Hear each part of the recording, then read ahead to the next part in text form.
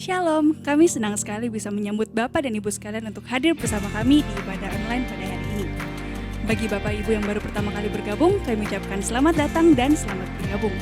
Kiranya ibadah kita pada hari ini dapat menjadi berkat untuk kita semua. Bagi Bapak dan Ibu yang ingin tergabung dalam grup WhatsApp Warta Digital GKKA Makassar, dapat mendaftar dengan cara mengirimkan pesan WhatsApp daftar Warta Digital _ nama lengkap Anda ke nomor sekretariat GKKA Makassar yang tertera di layar. Bagi Bapak dan Ibu sekalian yang merasa tergerak dan ingin memberikan persembahan untuk membantu pelayanan di dalam gereja, serta membantu pembangunan gereja kita yang sedang berlangsung, Bapak dan Ibu sekalian bisa mengirimkan persembahan melalui transfer ke nomor rekening yang tertera di layar.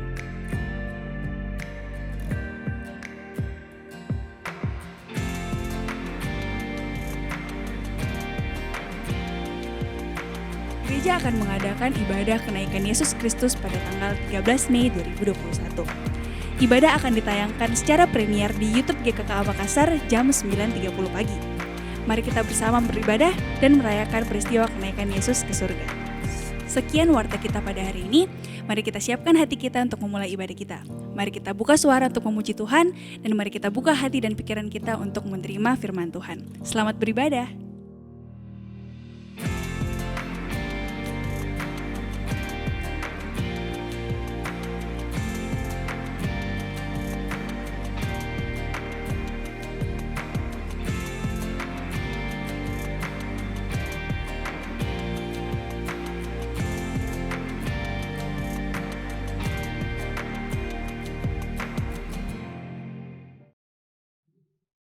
Shalom jemaat Tuhan. Segenap kita pada pagi hari ini datang kembali beribadah kepada Tuhan Allah kita. Semua karena berkat-Nya, semua karena anugerah-Nya. Amin. Mari segenap kita bangkit berdiri. Kita persiapkan hati kita di hadapan Tuhan melalui saat teduh kita pada pagi hari ini.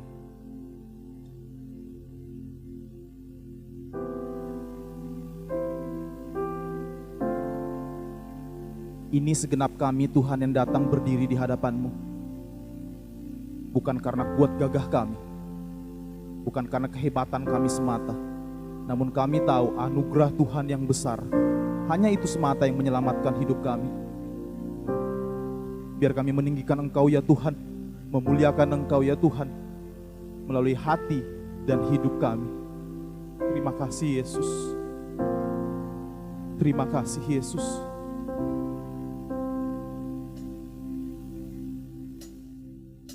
Biar kami mau bawa segala persembahan kami yang terbaik ya Tuhan, hanya bagi-Mu Sang Raja kami,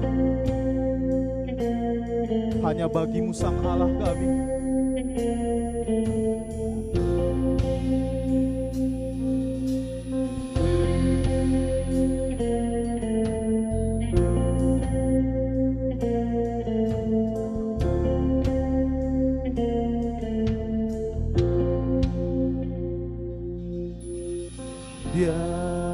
Yesus telah mati bagiku. Dia Tuhan selamatkan jiwaku. Bagi Dia pujianku tak dapat ku balas kasih-Nya. Dia angkatku jadi anak-Nya, beri damai di dalam hidup. Bagi Dia sembahku, hanya Dia segalanya bagiku. Katakan hanya bagi Dia. Bagi Dia segala pujian, hormat serta syukur kami Tuhan, kekal selamanya. Bagi Dia segala pujian, hormat serta syukur selama-lamanya. Pujian, hormat, sembah kami Tuhan hanya bagi-Mu Allah kami.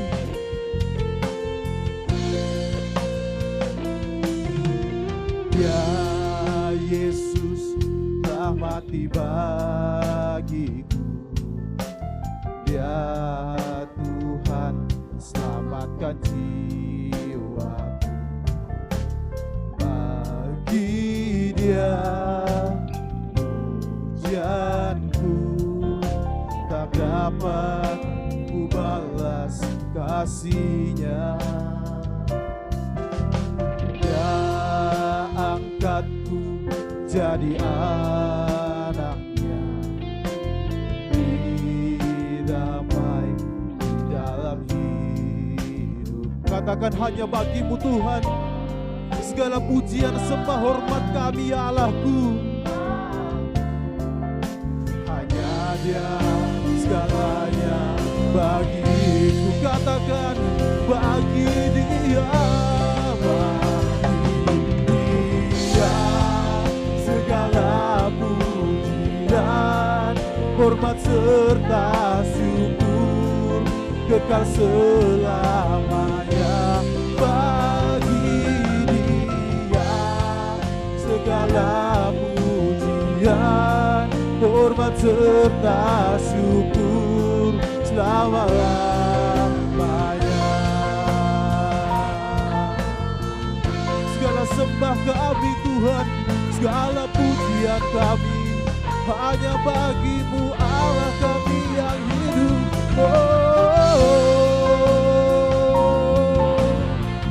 Kami bawa datang hati dan hidup kami bagi-Mu Tuhan, hanya bagi-Mu Allah kami.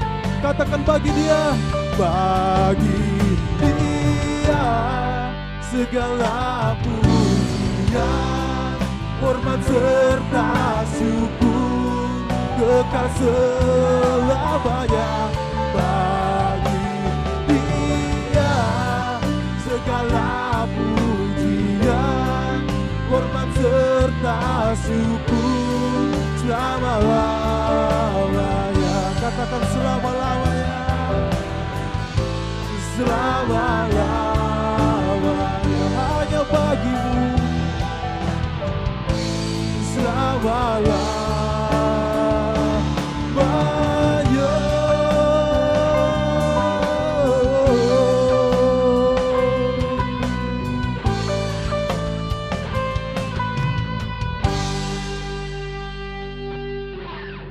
Hati kami datang menyembah-Mu ya Tuhan pada pagi hari ini, karena kami tahu siapa keberadaan diri kami di hadapan Tuhan. Kami berharga sehingga Tuhan mau tebus hidup kami. Terima kasih Tuhan untuk setiap pengorbanan-Mu. Terima kasih Tuhan untuk janji kemenangan-Mu ya Tuhan, sehingga kami tahu Engkau Allah yang layak disembah, dimuliakan melalui hidup dan hati kami. Terima kasih untuk segala sesuatunya ya Tuhan, dan biar hidup kami memuliakan Engkau Allah kami. Pimpin sertai segenap kami Tuhan yang pagi hari ini datang beribadah kepada Tuhan. Jaga hati kami Tuhan, sehingga hati kami murni dan tulus di hadapan Tuhan. Tolong kami Tuhan untuk berjalan bersama Tuhan setiap harinya, sehingga kami tahu iman kami, hati kami tertuju kepada Tuhan. Segala kemuliaan bagi nama-Mu, segala kemuliaan bagi nama-Mu ya Tuhan. Inilah doa ucapan syukur kami. Dalam nama Tuhan Yesus segenap kita sama-sama katakan amin. Haleluya. Berikan tepuk tangan bagi Allah kita. Allah kita yang mulia, Allah kita yang berkuasa.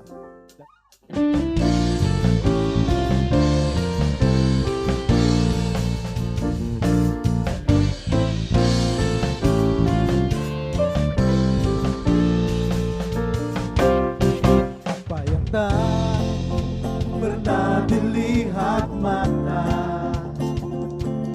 yang tak pernah didengar telinga,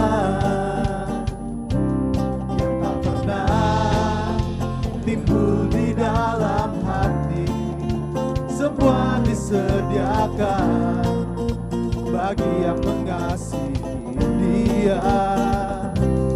Apa yang tak pernah dilihat mata, yang tak pernah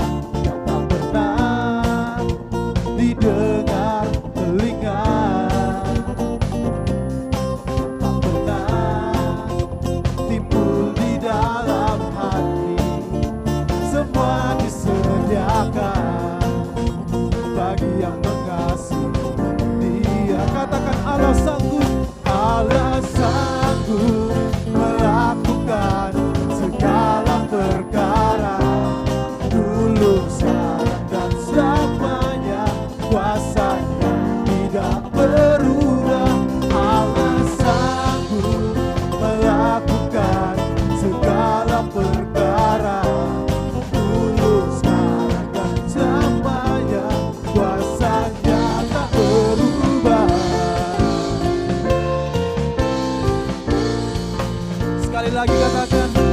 Apa yang tak pernah dilihat mata, yang tak pernah didengar telinga, yang tak pernah timbul di dalam hati. Katakan Tuhan sediakan, amin, bagi yang mengasihi Dia. Allah sanggup melakukan segala perkara, dulu, sekarang, dan selamanya. Kuasanya tidak berubah. Allah sanggup melakukan segala perkara, dulu, sekarang, dan selamanya. Kuasanya tak berubah.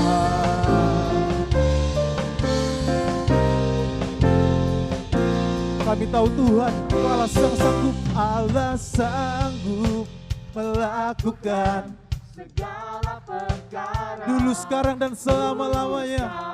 Kuasa Allah kami tak berubah, tidak berubah. Allah sanggup melakukan segala perkara, dulu, sekarang, dan selamanya. Kuasanya tak berubah. Allah sanggup, Allahku melakukan segala perkara, dulu, sekarang, dan selamanya. Kuasanya tidak berubah. Allah sanggup melakukan segala perkara, dulu, sekarang, dan selamanya. Kuasanya tak berubah, dulu, sekarang, dan selamanya. Dulu, sekarang, dan selamanya. Dulu, sekarang, dan selamanya. Kuasanya tak berubah. Berikan tepuk tangan untuk Allah kita, Allah kita yang mengasihi kita. Amin.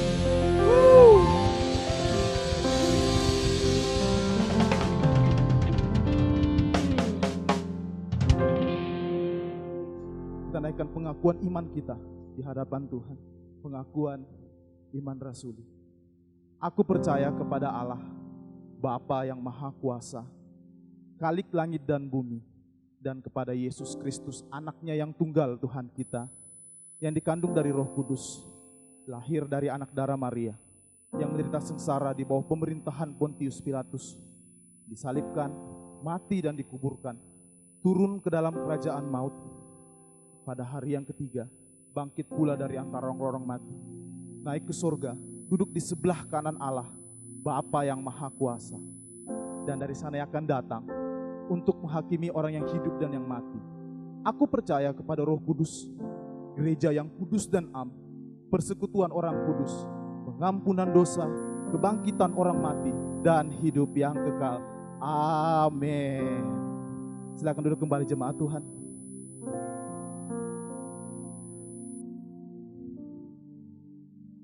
Dalam segala perkara hidup kita, dalam segala hal yang terjadi dalam sekitar kita, ada kalanya kita meragukan akan kasih Tuhan, bukan? Ada kalanya kita meragukan pemeliharaan Tuhan dalam hidup kita. Tapi percayalah Bapak Ibu, percayalah kepada Allah kita, karena Dia Allah yang berkuasa, yang menopang dan menolong. Biar hati kami tenang dekat dengan-Mu Tuhan.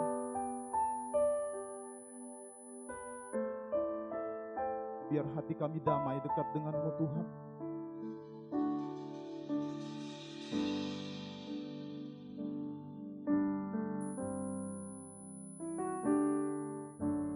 Hatiku tenang berada dekat-Mu, Kaulah jawaban hidupku. Hatiku tenang berada dekat-Mu, Kau yang pelihara hidupku. Pertolonganmu begitu ajaib, Kau telah memikat hatiku. Di saat aku tak sanggup lagi, di situ tanganmu bekerja. Pertolonganmu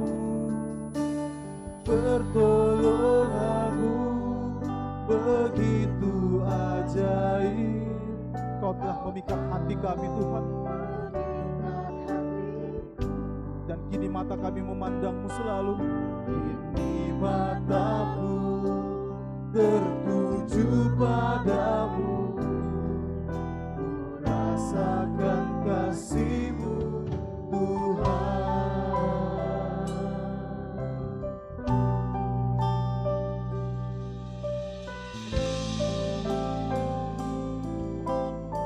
Mari sekali lagi katakan,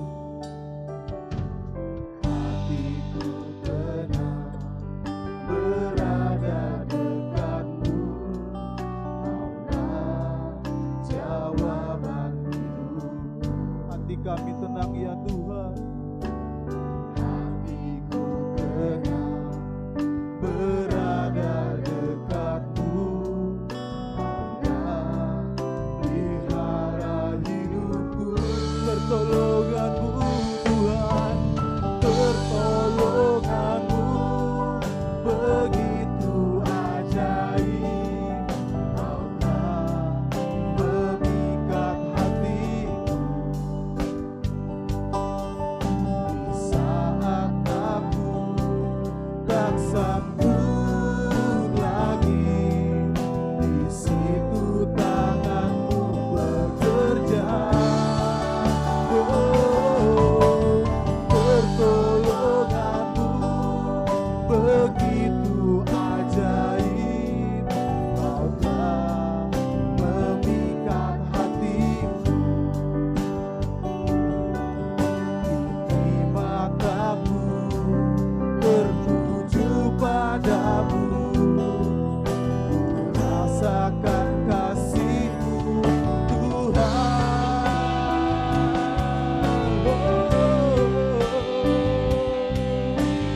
Biar segenap hati kami memandang-Mu ya Tuhan, Allah sumber pertolongan kami.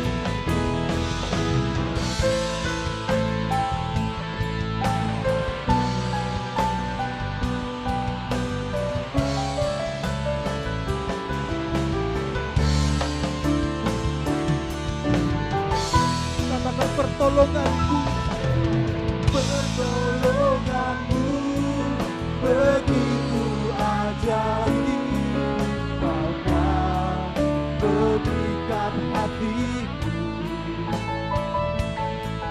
Di saat aku tak sanggup lagi, di situ tangan-Mu bekerja.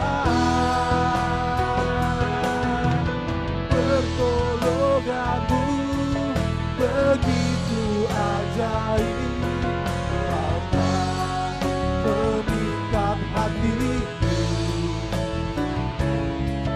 Kini mataku tertuju padamu, ku rasakan kasih-Mu, Tuhan.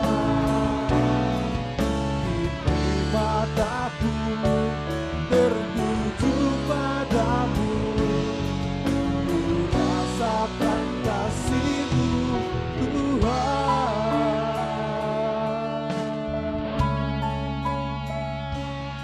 Terima kasih Yesus. Terima kasih Allah.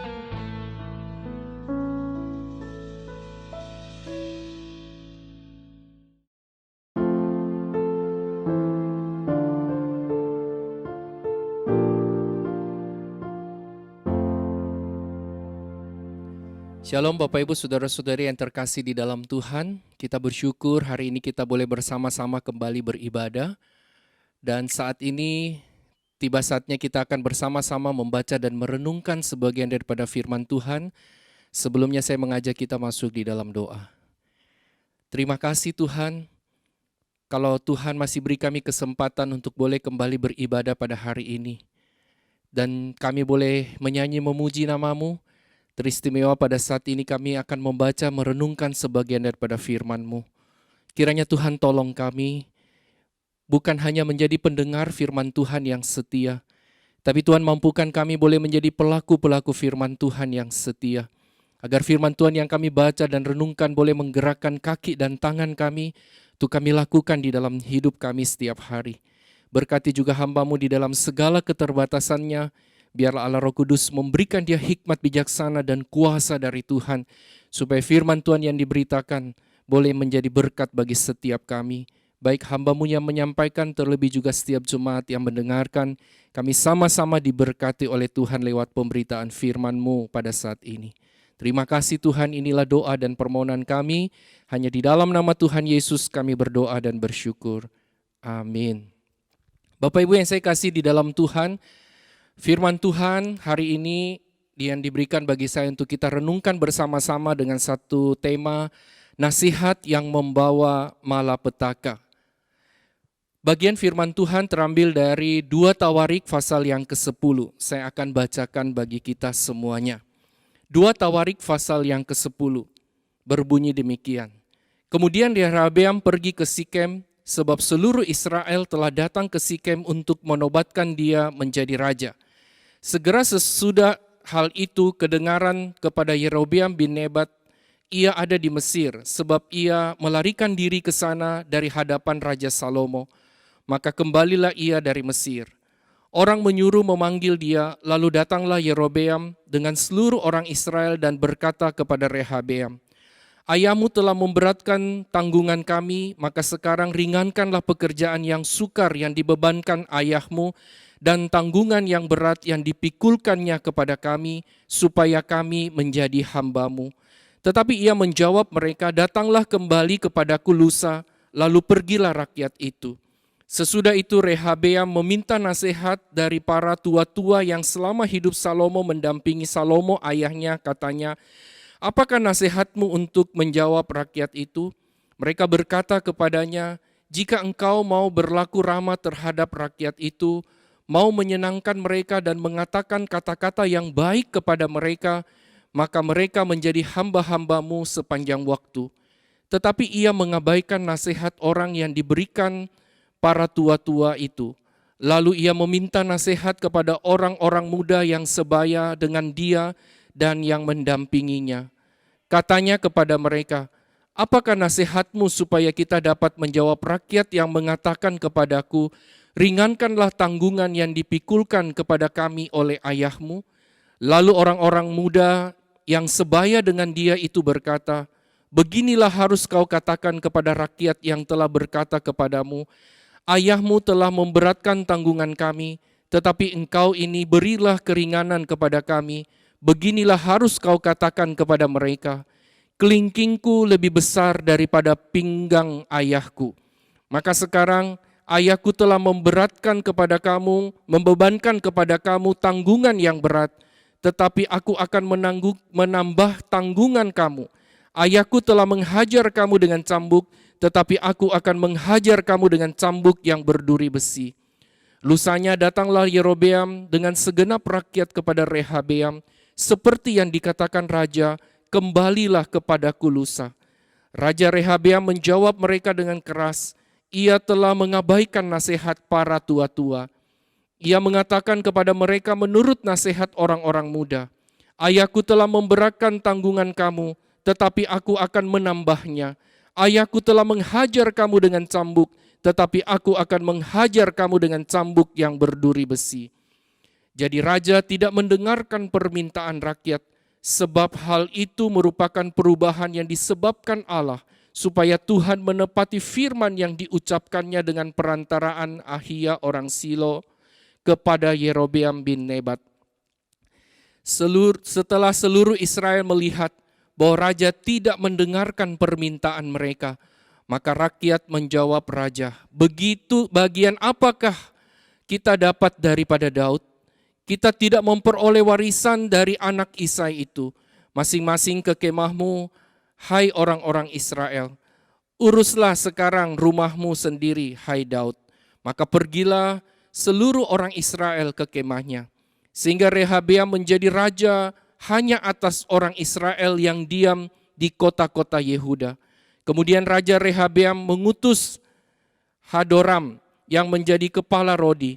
Tetapi orang-orang Israel melontari dia dengan batu sehingga mati. Bahkan Raja Rehabeam hampir-hampir tidak dapat menaiki keretanya untuk melarikan diri ke Yerusalem.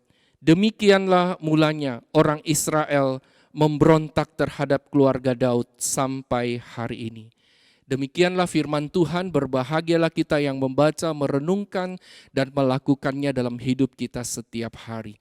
Bapak Ibu yang saya kasih dalam Tuhan, saya teringat akan kata-kata orang tua kepada anak-anak. Seringkali orang tua berpesan kepada kita. Kita harus hati-hati meminta nasihat pada orang lain agar kita tidak salah mengambil keputusan. Kita harus hati-hati meminta nasihat pada orang lain agar kita tidak salah mengambil keputusan. Bapak Ibu, waktu saya merenungkan perkataan ini, kalimat-kalimat ini, kita diingatkan bahwa memang kita hidup di dalam dunia ini, kita memerlukan ada banyak nasihat-nasihat dari orang lain.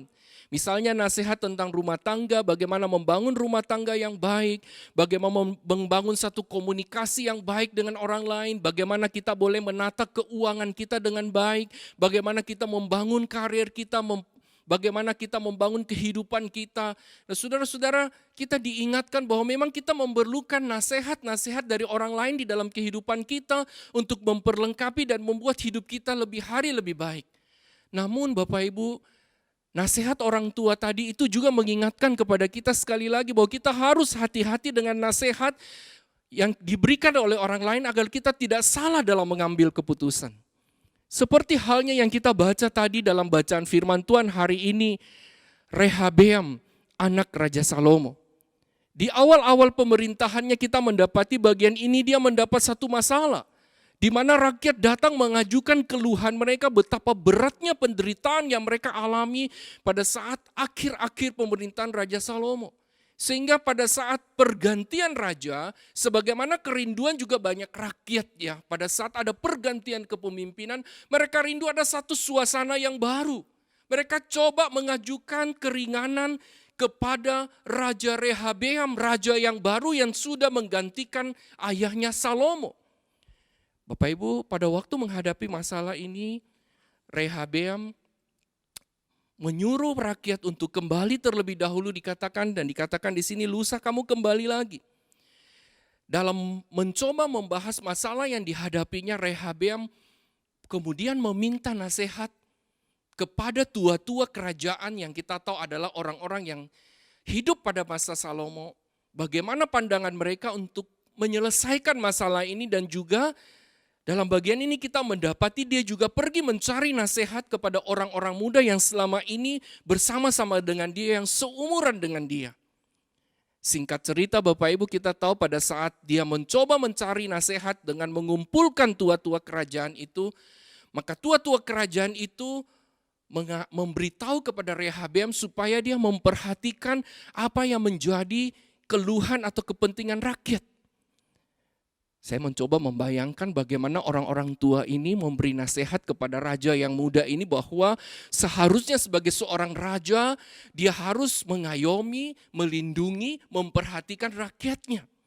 Atau mungkin kita pakai istilah pada hari ini, seorang pemimpin yang baik adalah seorang pemimpin yang melayani. Bukan hanya seorang pemimpin yang duduk dan tidak melayani, tapi seorang pemimpin yang baik adalah seorang pemimpin yang bisa melayani, yang bisa mengayomi rakyatnya sehingga rakyat itu bisa taat kepadanya. Sebagaimana mungkin itu yang dilakukan oleh Raja Salomo selama dia hidup. Dan orang-orang tua ini memperhatikan bagaimana rakyat pada waktu itu begitu tunduk dan takluk kepada Raja Salomo. Bapak Ibu, Rehabeam tidak puas dengan apa yang diberitahukan. Memang menurut dia di satu sisi ini baik, Tapi coba saya mau tanya, bagaimana pandangan orang-orang muda yang seumuran dengan saya? Bagaimana mereka memberikan solusi terhadap masalah yang saya hadapi? Saudara, kemudian Rehabeam mengumpulkan orang-orang muda yang sebaya dengan dia untuk mencari nasihat apa yang mereka berikan terhadap masalah yang dia hadapi. Saudara, singkat ceritanya, orang-orang muda ini memberikan nasihat kepada Rehabeam supaya Rehabeam sebagai seorang raja untuk menunjukkan eksistensinya. Masa sebagai seorang raja kita harus melayani rakyat? Bukankah raja adalah seorang yang harus dilayani? Bukankah seorang raja adalah seorang yang menunjukkan wibawanya? Seorang raja harus menunjukkan kekuasaannya. Saudara, Rehabeam melalui orang-orang muda ini disuruh untuk menunjukkan eksistensinya sebagai seorang raja, kuasanya dengan cara apa? Memberikan penderitaan atau menindas rakyat lebih daripada sebelumnya supaya wibawanya bisa terlebih diangkat. Supaya kekuasaannya bisa lebih nyata daripada papanya Salomo. Oleh sebab itu Bapak Ibu, waktu Rehabeam mendengarkan kedua nasihat ini, dia memikirkan dan mencoba menimbang-nimbangkan yang mana yang lebih baik. Saudara, akhirnya kita melihat bahwa dalam perikop ini dikatakan, akhirnya Rehabeam mengikuti nasihat orang-orang muda seumurannya. Bapak Ibu, namun tanpa ia sadari, akibat dari pilihannya itu, dikatakan di bagian firman Tuhan ini, ia hanya menjadi raja atas orang Israel yang ada di Yehuda. Padahal kalau kita baca di dalam ayat yang pertama di sini dikatakan orang Israel berkumpul semua untuk menobatkan raja yang baru. Dengan kata lain Bapak Ibu, sebelum pilihan ini dia buat, seluruh rakyat tunduk dan takluk kepada dia. Tetapi pada saat dia membuat keputusan ini, akhirnya tidak semua orang Israel itu tunduk kepada dia, kecuali yang hanya tinggal di Yehuda. Dia tidak sadar bahwa akibat dari pilihannya itu, ayat 17 sampai 19 kita menyaksikan orang-orang Israel mulai memberontak terhadap keluarga Daud. Padahal sebelumnya orang-orang Israel begitu hormat dan tunduk dan takluk kepada keluarga Daud. Tetapi dengan keputusan yang dibuat oleh Rehabeam ini, akhirnya orang Israel memberontak terhadap keluarga Daud. Dan kalau kita lihat jauh ke depan, akibat dari pilihan ini atau keputusan yang dibuat oleh Rehabeam ini, kerajaan Israel yang mulanya adalah satu, akhirnya terpecah menjadi dua. Kerajaan Israel Utara yang dirajai oleh Yerobeam, dan juga kerajaan selatan yang lebih kecil yang menjadi raja adalah Rehabeam. Bapak Ibu yang saya kasih di dalam Tuhan, dari apa yang terjadi atas diri Rehabeam ini kita belajar satu hal, bahwa salah mengambil keputusan karena mengikut nasihat yang salah akan membawa kita masuk ke dalam satu kehidupan yang penuh dengan malapetaka. Salah mengambil keputusan karena mengikut nasihat yang salah akan membawa malapetaka di dalam kehidupan ini. Yerobeam adalah seorang raja yang baru diangkat, raja yang masih muda, tetapi dia sudah salah mengambil keputusan karena mengikuti nasihat yang salah dari teman-teman seumurannya. Akhirnya membawa malapetaka di dalam kehidupannya, bukan hanya bagi dia tapi juga bagi seluruh keturunannya. Sebab itu Bapak Ibu saudara-saudara yang saya kasih dalam Tuhan, belajar dari kesalahan Rehabeam ini. Saat ini saya mengajak kita bersama-sama memikirkan apa yang bisa kita pelajari tentang nasihat yang membawa malapetaka ini. Supaya kita jangan jatuh pada kesalahan yang sama. Bapak Ibu belajar dari kehidupan Rehabeam. Ciri pertama nasihat yang membawa malapetaka adalah nasihat yang diambil atau diterima tanpa pertimbangan yang matang tentang isi dan dampaknya. Bapak Ibu kalau kita perhatikan di dalam ayat 5 dan ayat 12. Pada saat Rehabeam diperhadapkan dengan satu masalah yang besar. Satu masalah yang tentunya tidak gampang untuk diputuskan. Tapi kita melihat di sini bagaimana sikap Rehabeam begitu mudah. Dia mengatakan pulang dan lusa kembali lagi. Sudah saya coba membayangkan satu negara, satu kerajaan yang begitu besar menghadapi satu masalah yang pelik. Dari rakyatnya kepada raja, bagaimana mungkin seorang raja yang baik dan bijaksana hanya memutuskan satu masalah yang begitu besar hanya butuh 2 hari. Sudah saya membayangkan setidak-tidaknya seorang raja yang baik dan bijaksana pada saat rakyat mengeluh, dia tentu akan turun ke bawah. Mencoba melihat, mempertimbangkan apakah benar kondisi mereka seperti itu.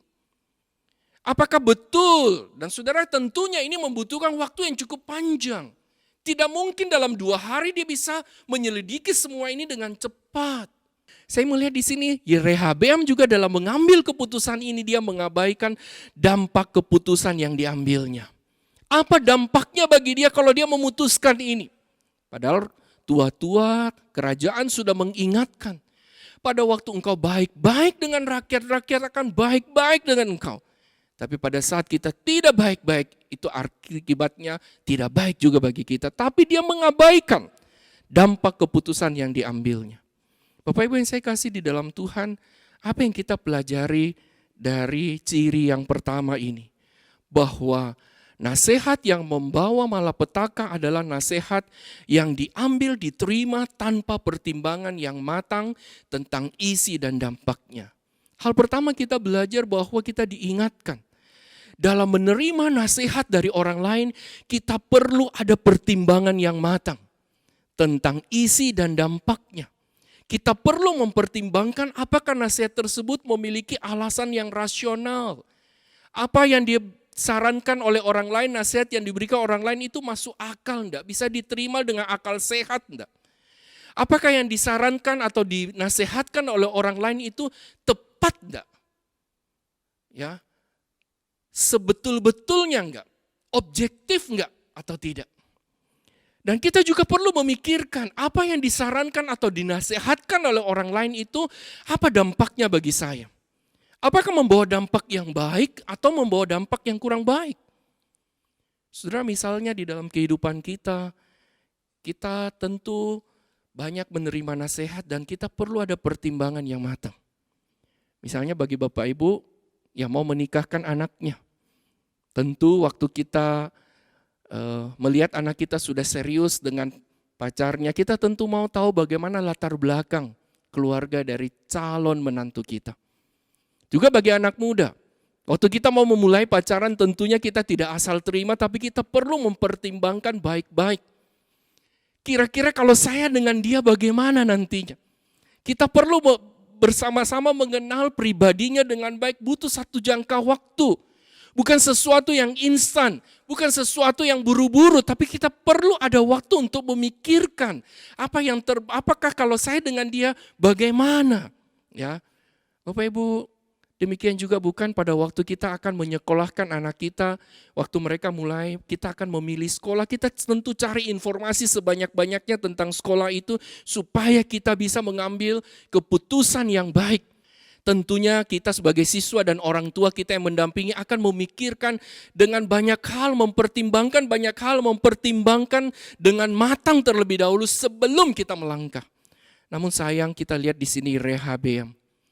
Waktu dia menerima nasihat itu dia tidak mempertimbangkan hal ini. Sehingga yang terjadi bukannya mendatangkan sesuatu yang baik dan berguna, tapi justru mendatangkan sesuatu yang membawa malapetaka dalam hidupnya.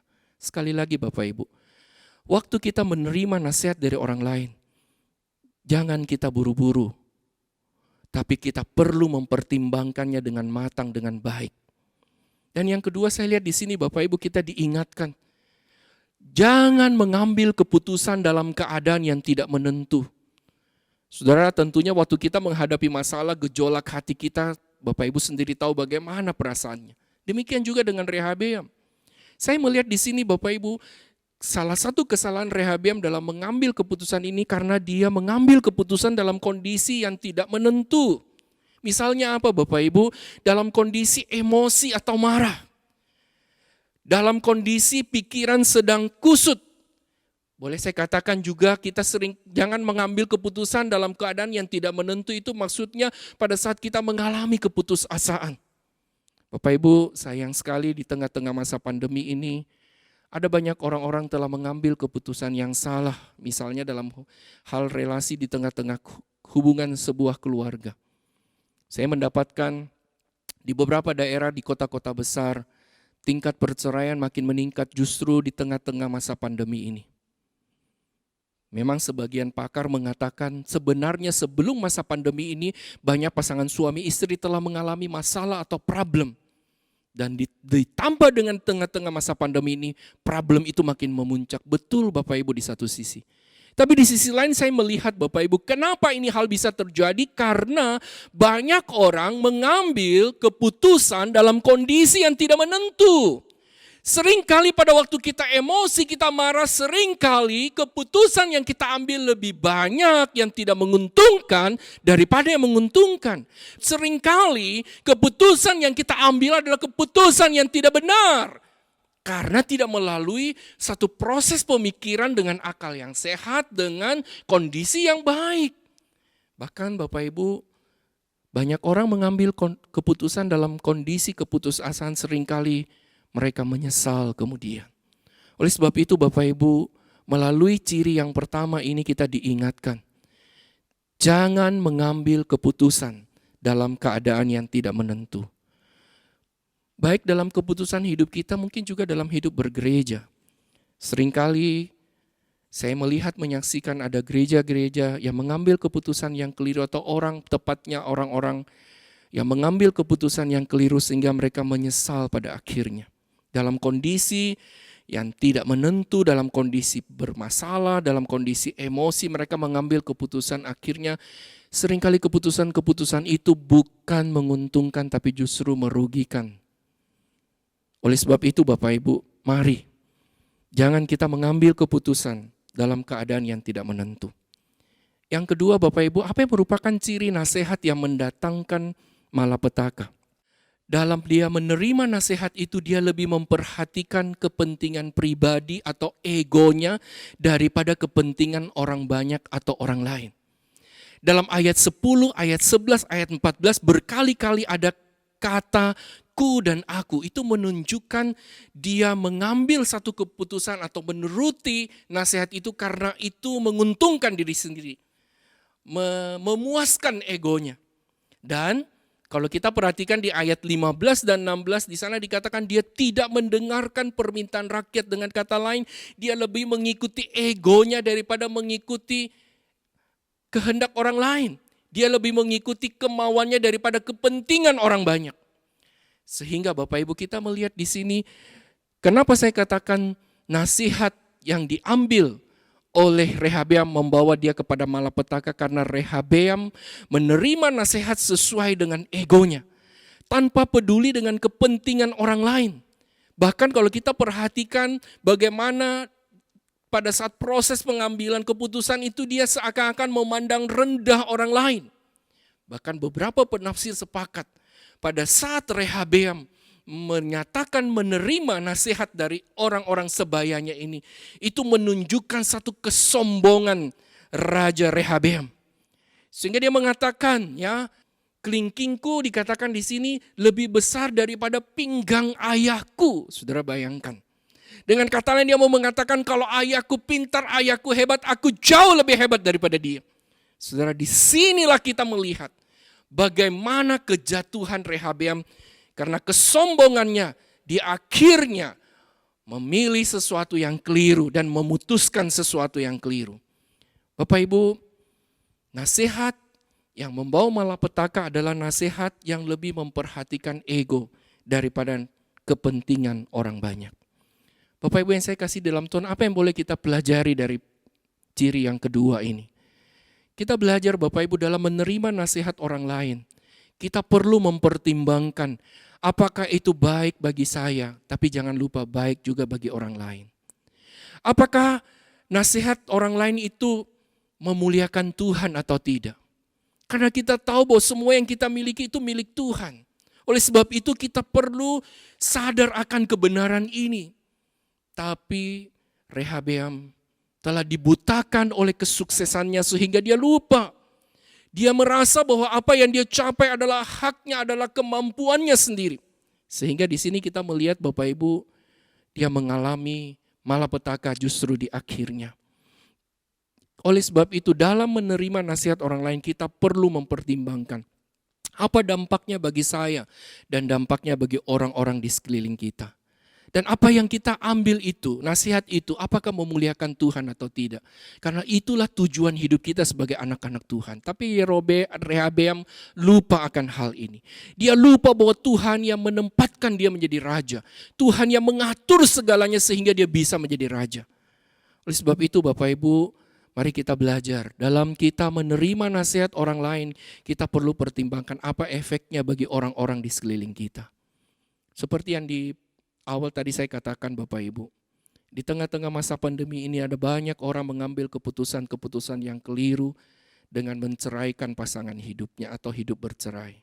Kenapa Bapak Ibu? Mereka tidak memikirkan pada saat mereka bercerai bagaimana nanti dengan kehidupan anak-anak. Bagaimana nanti kita menghadapi orang-orang banyak di sekeliling kita, bagaimana anak-anak kita menghadapi mereka. Bapak Ibu, oleh sebab itu kita perlu pikirkan baik-baik. Pertimbangkan baik-baik apa dampaknya bagi orang-orang di sekeliling saya kalau saya mengambil atau mengikuti nasihat ini.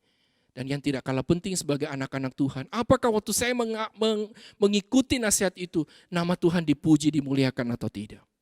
Yang kedua, kita belajar dari bagian ini Bapak Ibu, waktu kita mengikuti nasihat orang lain, kita harus ingat selalu, jangan kita sombong. Ingatlah bahwa semua yang kita miliki, kita harus sadar bahwa segala kesuksesan, kekayaan, kekuasaan, kepopuleran itu asalnya dari Allah dan hanya dari Allah saja. Ini satu kebenaran yang tidak harus kita sadari di dalam kehidupan kita. Bahwa semua yang kita miliki itu datangnya dari Tuhan. Oleh sebab itu, mari kita menjalani hidup ini dengan rendah hati, jangan sombong. Bapak Ibu ingat di dalam 1 Korintus 15 ayat 10, ini adalah perkataan Paulus yang mengatakan kalau dia ada sebagaimana dia ada itu semua karena kasih karunia Tuhan. Bapak Ibu tahu siapa Paulus? Paulus adalah seorang yang hebat, seorang yang pintar, seorang yang brilian, akalnya luar biasa, hikmatnya, kepintarannya luar biasa. Tapi dia sadar bahwa semua yang dia miliki itu adalah kasih karunia Tuhan. Paulus adalah seorang yang hebat Bapak Ibu, pemikirannya luar biasa. Bahkan separuh dari perjanjian baru kita yang dari 27 kitab. Kalau kita sepakat bahwa kitab Ibrani ditulis oleh Paulus berarti Paulus menulis 14 kitab dari 27 kitab. Tapi saudara, di tengah-tengah dia memiliki semuanya itu dia sadar itu semua karena kasih karunia Tuhan. Dia tidak sombong. Kita ingat juga misalnya di dalam Lukas 1 ayat 38 bagaimana Maria ibu Yesus berkata, sesungguhnya aku ini hamba Allah, jadilah padaku menurut kehendakmu pada waktu malaikat datang kepada dia. Sudah dia adalah seorang yang dipakai oleh Tuhan menjadi ibu dari Yesus. Tapi dia sadar bahwa kalau dia bisa pada posisi itu semua karena kasih karunia Tuhan. Dan teladan yang terindah yang diberikan oleh Tuhan Yesus yang dicatat oleh Paulus di dalam Filipi pasal 2 ayat 6-11 bahwa Kristus dalam segala kemuliaannya rela merendahkan diri menjadi sama dengan manusia, bahkan menjadi hamba untuk menebus kita. Saudara, luar biasa teladan Kristus bagi kita. Kalau Kristus saja ya begitu mulia mau merendahkan diri, apakah kita layak untuk meninggikan diri kita, menganggap kita hebat dan sebagainya. Marilah kita belajar menjalani hidup yang Tuhan percayakan dengan penuh kerendahan hati.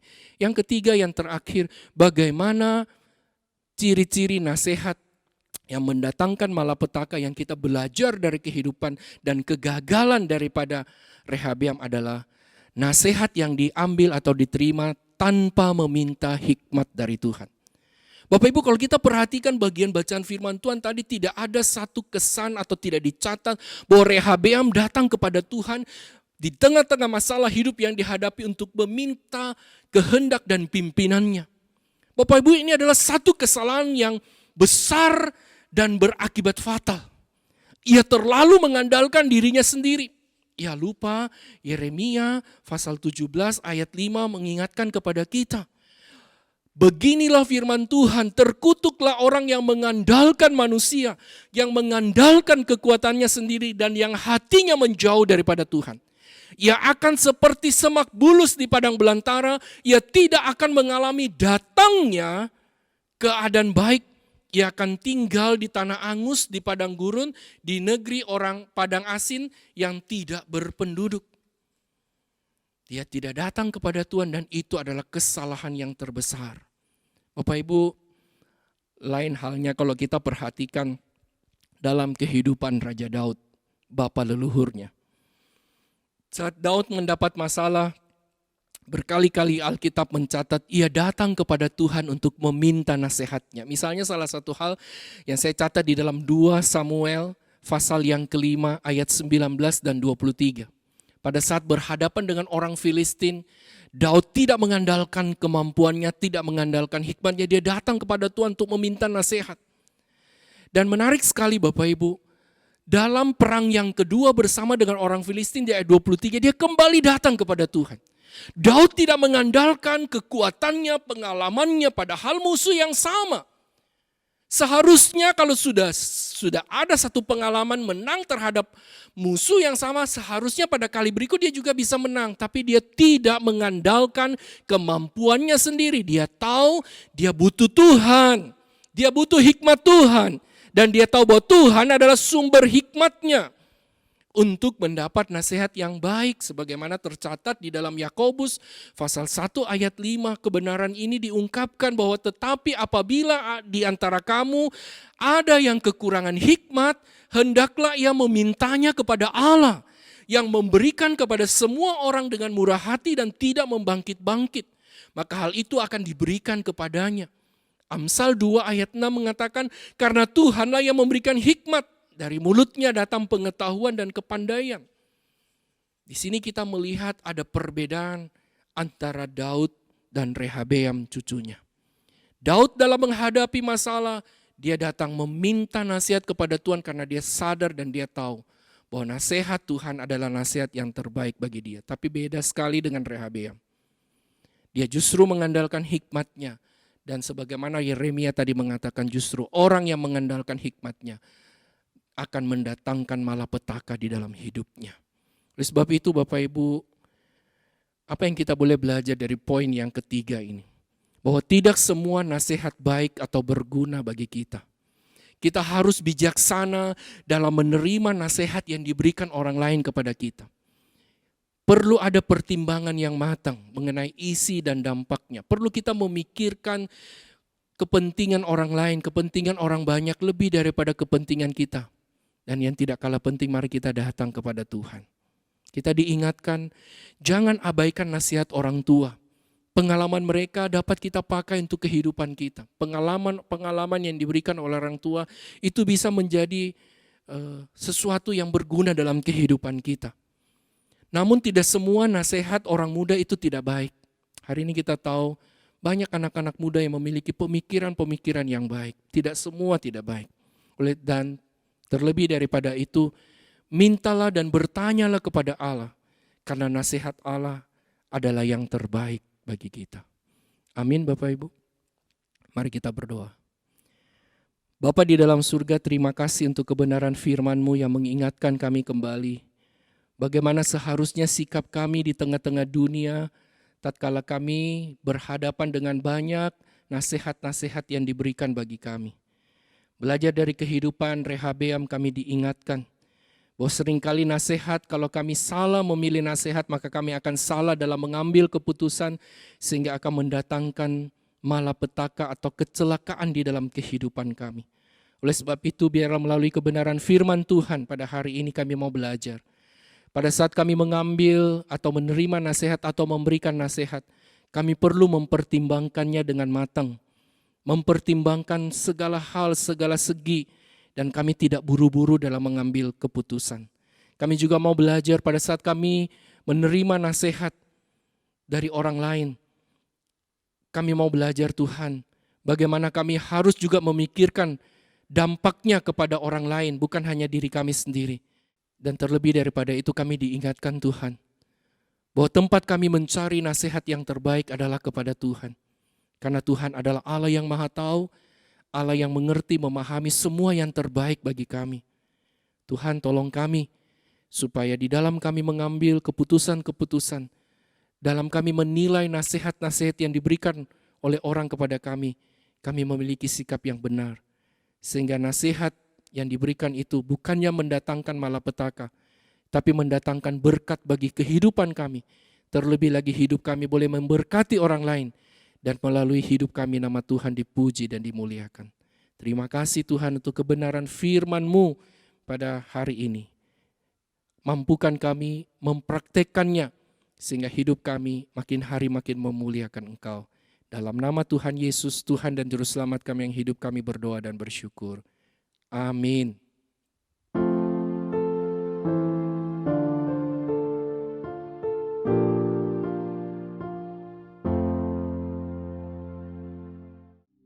Biar pada pagi hari ini, segenap kita yang tahu dan sadar untuk pertolongan Tuhan bagi hidup kita, mari bawa datang segala ucapan syukur dan sembah-Mu bagi Dia. Karena kami tahu Tuhan, jaminan mulia telah Tuhan berikan bagi segenap hidup kami. Kami generasi yang diselamatkan Tuhan. Ajar kami menjadi pribadi-Mu ya Tuhan, memuliakan Tuhan.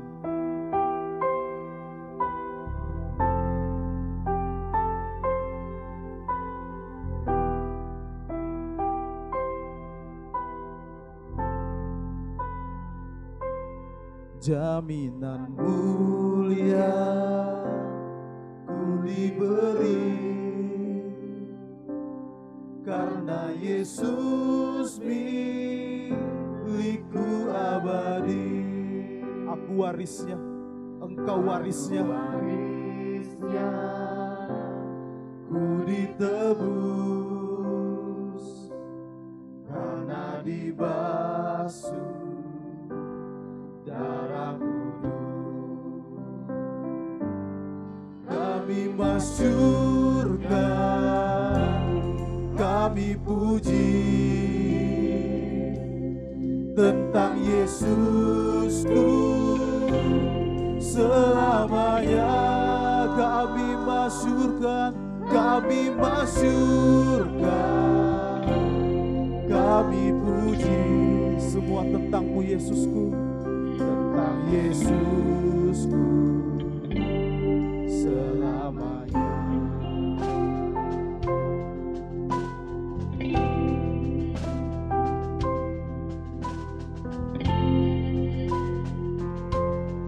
Aku serahkan diri penuh di dalam Tuhan, hatiku teduh sambil menyongsong kembalinya. Ku diliputi anugerah. Katakan kami masyurkan, kami masyurkan, kami puji tentang Yesusku selamanya. Kami masyurkan, kami masyurkan, kami puji tentang Yesusku selamanya. Sekali lagi masyurkan Dia, puji Dia, kami puji tentang Yesusku, tentang Yesusku selamanya. Kami masyurkan, kami puji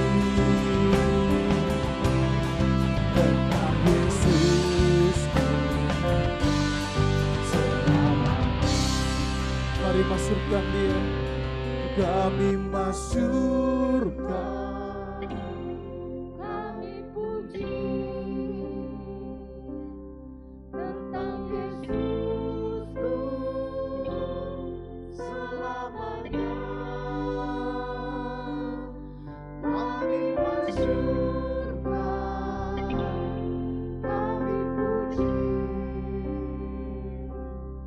tentang Yesusku selamanya. Tentang Yesusku, tentang Yesus selamanya.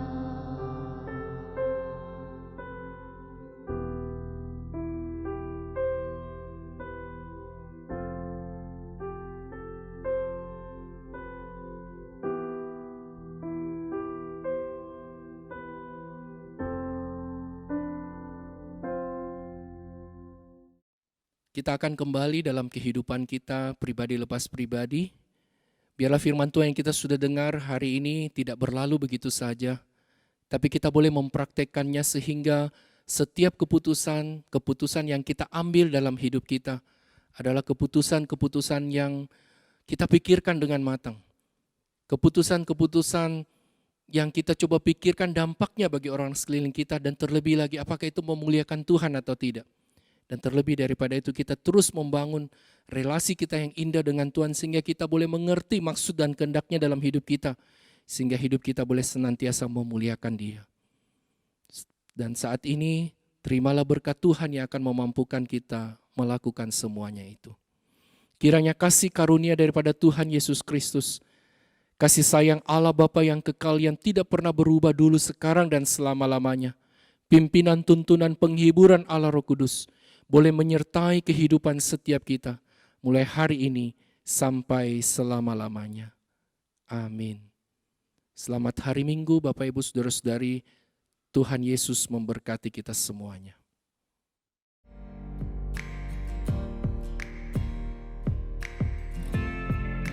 Terima kasih telah beribadah bersama kami. Selamat hari Minggu, sampai jumpa di ibadah selanjutnya. Tuhan Yesus memberkati.